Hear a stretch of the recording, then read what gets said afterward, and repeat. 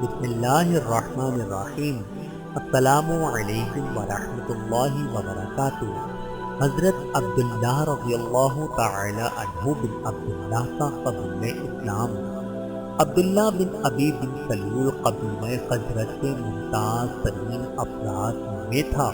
اس کے اثر اور زر و قوت کا اندازہ اس سے ہو سکتا ہے کہ اسلام سے قبل مدینے کا تخت و تاج اسی کے سپرد ہونے کی تجویز تھی۔ حضرت عبداللہ اسی عبداللہ کے فرزند ارجمند تھے۔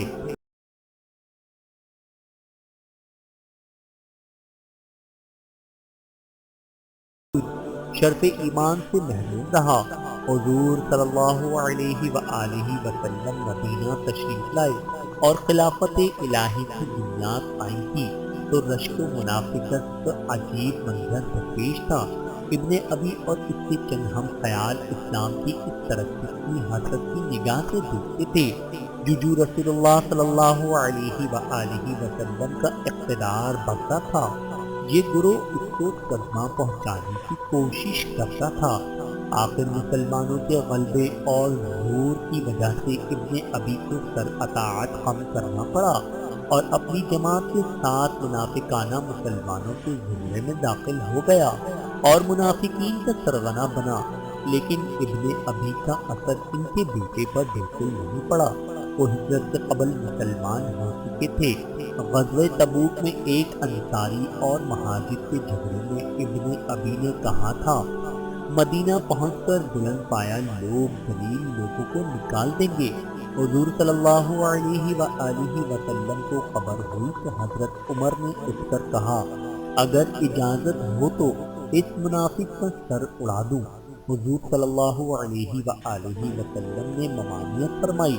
حضرت عبداللہ آئے اور کہا کہ میرے باپ نے آپ کو ذلیل کیا، خدا کی قسم وہ خود ذلیل ہے۔ اس کے بعد کہا کہ اگرچہ تمام خزرج میں مجھ سے زیادہ اپنے باپ کا کوئی مطلب نہیں، تاہم اگر آپ انہیں قتل کرانا چاہتے ہیں تو مجھے حکم دیجیے، میں قتل کیے دیتا ہوں۔ لیکن اگر کسی دوسرے مسلمان نے ان کو قتل کیا تو اپنے باپ کے قاتل کو میں دیکھ نہیں سکتا، لا محالہ اس کو قتل کر دوں گا اور ایک مسلمان کے مارنے سے جہنم کا مسجر ہوں گا۔ حضور صلی اللہ علیہ وآلہ وسلم نے فرمایا میرا قتل کرانے کا بالکل ارادہ نہیں، لوگ کہیں گے کہ محمد اپنے اصحاب کو قتل کراتے ہیں۔ حضرت عبداللہ حضور صلی اللہ علیہ وآلہ وسلم سے گفتگو کر کے سڑک پر آ کر کھڑے ہو گئے۔ ابن ابی نکلا تو اونٹ سے اتر پڑے اور کہا تم اقرار کرو کہ میں ذلیل ہوں اور محمد صلی اللہ علیہ وآلہ وسلم عظیم ہیں، ورنہ میں آگے نہ بڑھنے دوں گا۔ پیچھے حضور صلی اللہ علیہ وآلہ وسلم تشریف لا رہے تھے۔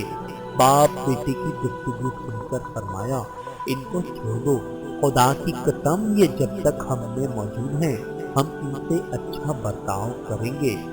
سبحان اللہ۔ حضرت عبداللہ رضی اللہ تعالی عنہ پر اللہ رب العزت کی کروڑوں رحمتیں نازل ہوں۔ آمین ثم آمین۔